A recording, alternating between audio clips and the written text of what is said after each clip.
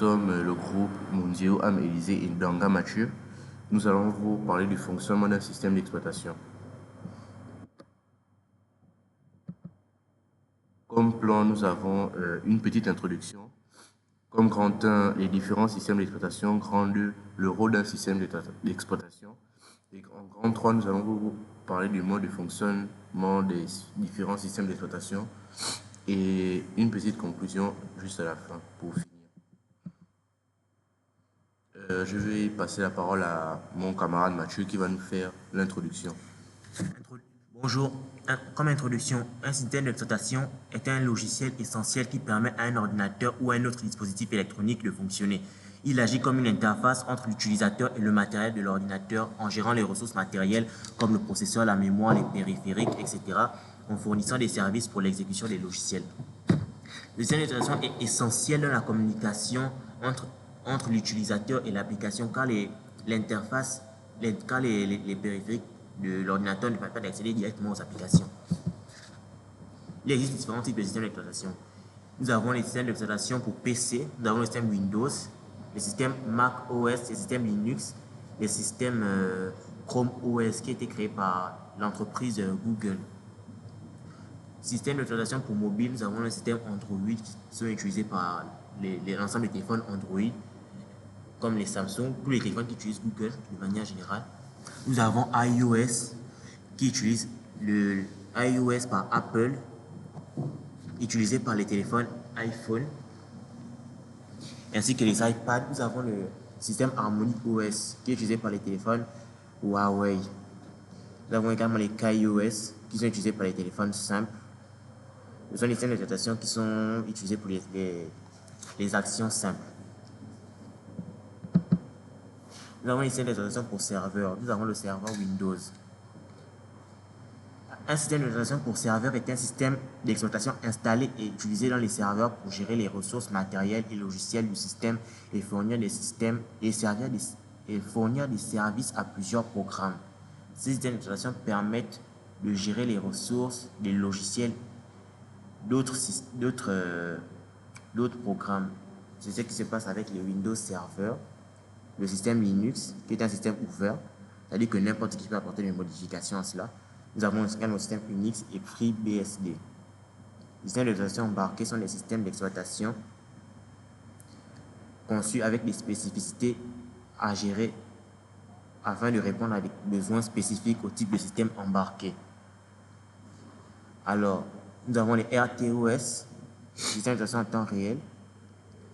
Nous avons également les Embedded Linux, adaptation de Linux sur les appareils embarqués comme les Raspberry Pi ou les routeurs. Ce sont des systèmes qui sont utilisés souvent dans les entreprises spécialisées dans un domaine comme l'ingénierie, etc. Nous avons les systèmes d'exploitation pour mainframe et superordinateurs. Ce sont des systèmes d'exploitation qui sont utilisés uniquement pour l'utilisation des appareils à très haute capacité.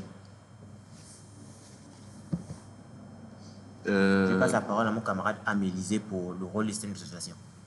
Ok, grand 2, rôle d'un système d'exploitation. Comme rôle d'un système d'exploitation, nous avons la gestion des ressources matérielles, comme le processeur, la mémoire et les périphériques. Le processeur est le cerveau de l'ordinateur. Il gère les échanges de données entre les composants, comme la mémoire RAM, le disque dur, la carte graphique. Et nous avons aussi la mémoire RAM et les périphériques. La mémoire RAM est une mémoire qui est utilisée dans l'ordinateur pour stocker des données de manière temporaire, comme pour stocker les données des instructions qu'on va ensuite exécuter. Nous avons les périphériques, c'est un dispositif connecté à un système de traitement de l'information centrale, comme l'ordinateur, les consoles de jeux, etc., et qui ajoute à ce dernier des fonctionnalités. Comme par exemple les périphériques, nous avons les souris, tout ce qui est port USB pour brancher l'ordinateur, et nous avons les écouteurs aussi, c'est un type de périphérique, etc. Comme deuxième rôle, nous avons la gestion des processus. Les processus, c'est l'exécution des programmes comme le démarrage, l'accès et la priorité des processus. Quand on parle de processus, c'est l'exécution d'une instruction. On va dire ça comme ça en résumé. Ensuite, comme rôle de système d'exploitation, nous avons encore la gestion des fichiers, l'organisation des fichiers et les répertoires pour que le système d'exploitation puisse bien gérer les fichiers.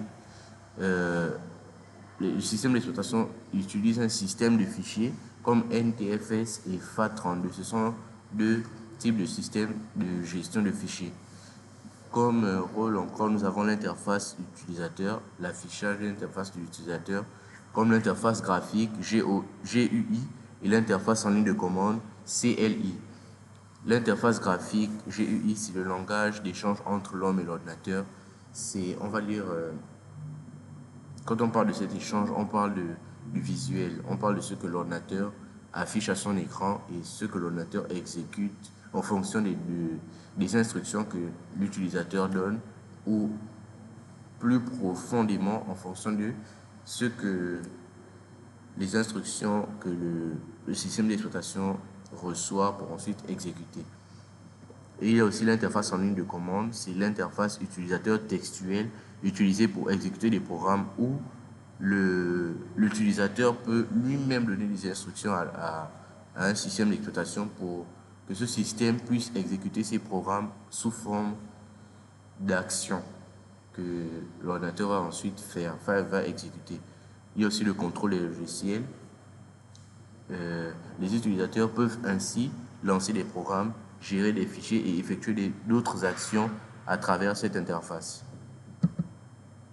Ensuite, nous avons un schéma qui représente la communication entre le logiciel et le matériel.